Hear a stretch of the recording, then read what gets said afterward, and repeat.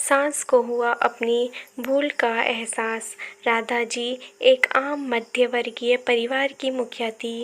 वे अपने बेटे शुभम और बहू मनीषा के साथ रहती थी। एक बेटी सीमा थी जो कि शादी के बाद अमेरिका में बस गई थी। राधा जी के पति की मृत्यु बहुत पहले ही हो चुकी थी। शुभम और मनीषा की शादी को 5 साल हो गए थे, लेकिन अब तक उनकी कोई संतान नहीं थी। राधा जी की बहू मनीषा भी जॉब करती थी, जो कि राधा जी को बिल्कुल भी नहीं सुहाता था। वे जल्द से जल्द दादी बनना चाहती थी, लेकिन मनीषा और शुभम यह अच्छी तरह से जानते थे कि अभी मनीषा का जॉब करना कितना ज़रूरी था। राधा जी अपने बेटे शुभम से इस बारे में बात करती हैं तो शुभम किसी न किसी बहाने से बात को टाल देता था। इसीलिए वे मनीषा को ही परेशान करने के बहाने ढूंढती रहती थी ताकि वह अपनी जॉब छोड़ दे। और अभी कोरोना काल में तो मानो उनकी मन की मुराद ही पूरी हो गई थी।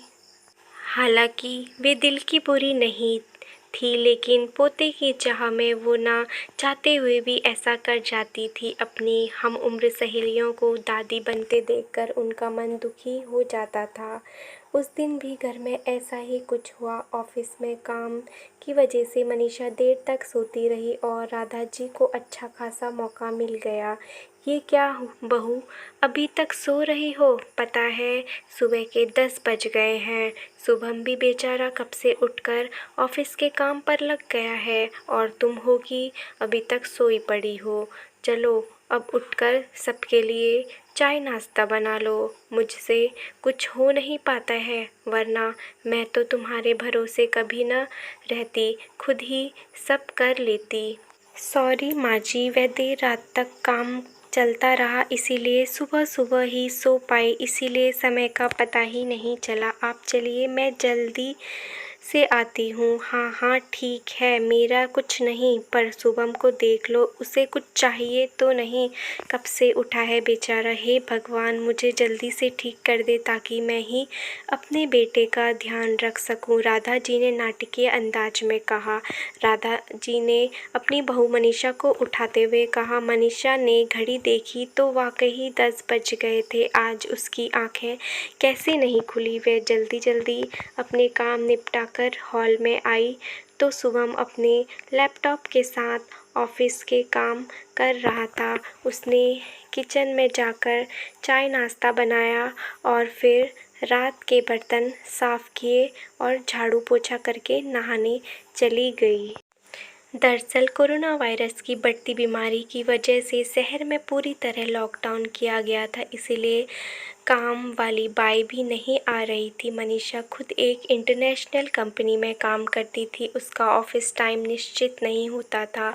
अधिकतर उसे रात में देर तक काम करना होता था। कल भी उसका काम देर तक चलता रहा, इसीलिए वह देर तक सोती रही।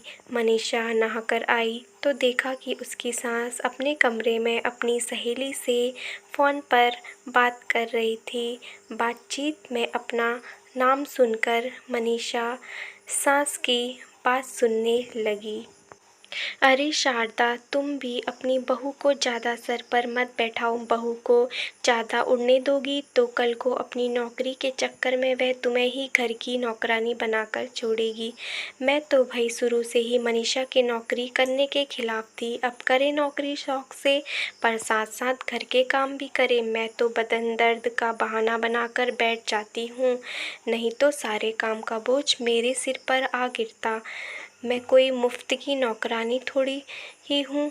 मैं तो कहती हूँ तुम भी यही किया करो। सास की बात सुनकर मनीषा की आंखों में आंसू आ गए। वह जिस सास को बीमार समझकर उनकी दिन रात सेवा करती थी, उन्हें एक गिलास तक नहीं उठाने देती है। सारा दिन घर का और रात को ऑफिस का काम करके थकान सी चूर होकर भी उफ तक नहीं करती, उसका यह फल मिला है उसे। माना वे मेरी नौकरी के खिलाफ है, मगर यदि घर की किस्त नहीं होती तो वह भी कभी नौकरी नहीं करती। शुभम का बोझ कम करने के लिए ही तो वह नौकरी कर रही थी। खैर अभी के मुश्किल समय में वह सास के किसी भी बात पर बहस नहीं करना चाहती थी जिससे घर का माहौल ख़राब हो, इसीलिए वह उनकी बात को नज़रअंदाज करके वहाँ से चली गई। लेकिन उसकी नज़रों में राधा जी की इज़्ज़त ज़रूर कम हो गई थी। दूसरे दिन सुबह-सुबह राधा जी की बेटी सीमा का अमेरिका से फ़ोन आ गया। सीमा की सास उसके पास अमेरिका आई हुई थी। आदत के अनुसार राधा जी के जैसे ही सीमा की सास की बुराई करनी चाहिए, वैसे ही सीमा ने उन्हें टपट दिया। माँ, आप बिल्कुल भी माँ जी के बारे में अनाप-शनाप नहीं बोलोगी। पता है आपके चक्कर में आकर मैंने उनके साथ कितना बुरा व्यवहार किया था, लेकिन आज मुझे उनकी कीमत पता चल गई। तुम तो उनके यहाँ पर आने के कितने खिलाफ थी, मगर आज अगर वो यहाँ नहीं होती ना माँ, तो न जाने हमारा क्या हाल होता। तुम्हें तो पता ही है कि मेरा नौकरी करना कितना ज़रूरी है। कोरोना ने यहाँ भी ऐसा कहर ढाया है कि घर से ही सब करना पड़ रहा है। किट्टू का बेबी केयर सेंटर भी बंद है। मैं और राजेश फुल टाइम बिज़ी रहते हैं। ऐसे में माँ जी ने अकेले ही किट्टू के साथ साथ पूरे घर का सारा काम संभाला हुआ है, मुझे कुछ नहीं करने देती। अगर वे नहीं होती ना माँ, हमारा क्या होता, ये सोचकर ही रोंगटे खड़े हो जाते हैं सच में। माँ, वे कोई साधारण महिला नहीं बल्कि मेरे लिए तो देवी के समान है। मेरा इतना अपमान करने के बावजूद। और सीमा रोने लगी। उसने फ़ोन कट कर दिया। सीमा की बात सुनकर राधा जी की भी आंखें भर आई। उन्हें अपनी भूल का एहसास हो गया था। मनीषा तो वाकई उनका कितना ख्याल रखती है। उनकी कड़वी से कड़वी बात का भी बुरा नहीं मानती है, उल्टे जवाब भी नहीं देती है। वाकई अभी का समय तो एक दूसरे को हौसला देने का है, सारे गिले शिकवे भुलाकर एक दूसरे की मदद करने का है। तो फिर वह स्वार्थ में कैसे अंधी हो गई थी, इतना कैसे गिर गई थी कि ऐसे मुश्किल समय में अपने ही परिवार की सहायता नहीं कर सकती। उन्होंने उसी समय मनीषा को बुलाकर उसके सिर पर प्यार से हाथ फेरते हुए कहा, मनीषा, आज से घर के कामों की आधी जिम्मेदारी मेरी रहेगी। मैंने आज तक तुम्हें जो कुछ भी कहा है और किया है उसके लिए सॉरी। चलो अब तुम जाकर आराम करो, खाना मैं बना लूँगी।